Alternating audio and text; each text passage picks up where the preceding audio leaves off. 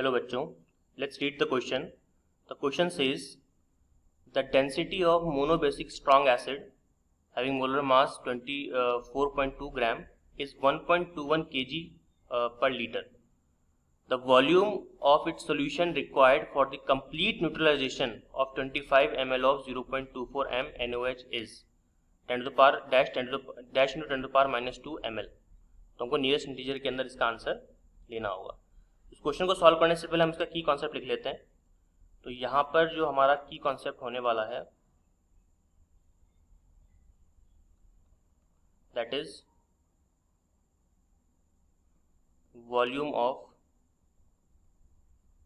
The solution. Volume of the solution. और जब density given होती है तो वॉल्यूम ऑफ सॉल्यूशन हम कैसे निकालते हैं?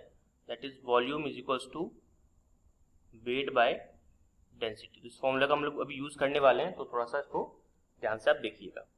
चलिए, यहाँ पर सबसे पहली बात तो कंप्लीट न्यूट्रलाइजेशन हो रहा है, मतलब एसिड बेस की यहाँ पे रिएक्शन हो रही है. और सबसे इंपॉर्टेंट चीज यहाँ पर ये है कि यहाँ पर NaOH के आपको दे रखे हैं वॉल्यूम, अगर आप देखें तो, और उसकी मोलैरिटी. तो सबसे पहला काम क्या करना है अपने को, यहाँ पर हमको निकाल लेना है NaOH के मिलीमोल्स. तो अगर हम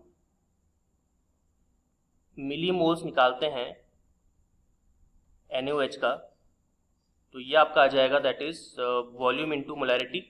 तो 25 ml इसके पास में वॉल्यूम है और 0.24 इसकी मोलैरिटी है. राइट, इस तरह से अगर कंप्लीट न्यूट्रलाइजेशन हो रहा है तो एक्सेल के साथ भी, मतलब जो एसिड होगा उसके साथ भी ऐसे ही हो रहा होगा. तो हम लोग एक काम करते हैं, मिलीमोल्स ऑफ एसिड भी निकाल लेते हैं. तो जो NaOH के साथ है वो सेम चीज किसके साथ होगा? एसिड के साथ भी, क्योंकि कंप्लीट न्यूट्रलाइजेशन हो रहा है. ठीक है, ओके.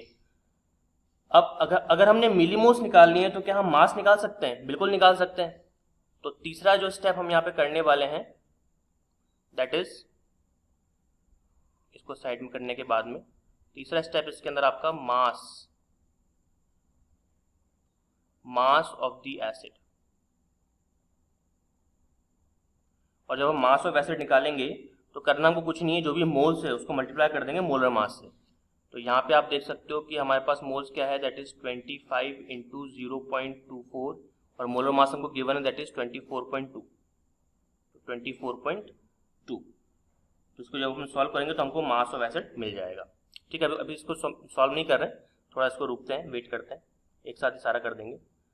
अब देखिए आगे नेक्स्ट स्टेज के अंदर हम लोगों को क्या करना पड़ेगा, हमको निकालना पड़ेगा वॉल्यूम. और वॉल्यूम निकालने का फॉर्मूला आपको पता है, ये रहा. तो जब आप वॉल्यूम निकालोगे तो volume will be equal to mass upon density. ये हम फॉर्मूला जानते ही हैं. और मास आपके पास में आ चुका है, दैट इज कितना, 25 इंटू 0.24 इंटू आपका 24.2. ये मास आ गया था जो हमने अभी कैलकुलेट किया एसिड के लिए. और जो डेंसिटी आपको दे रखी है दैट इज 1.21 kg पर लीटर. और kg में दे रखा है और बाकी चीज़ें आपको ml में है. ठीक है ना, तो उसको अपन क्या करेंगे, 10 to the power minus 3 से मल्टीप्लाई भी कर देंगे. तो ऐसा करने के बाद में जब इसको आप सॉल्व करोगे तो सॉल्व करने के बाद में जो आपको आंसर मिलेगा, इसको पूरे को सॉल्व करने के बाद that is 120 into 10 to the power minus 3. तो ये आपको वॉल्यूम मिल जाएगा.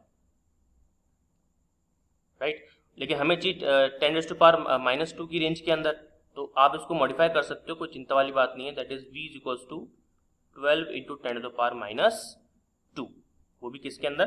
ml के अंदर. इस तरह से. राइट, तो हमारा जो फाइनल आंसर आएगा that will be 12. So I hope it understood it well. All the very best.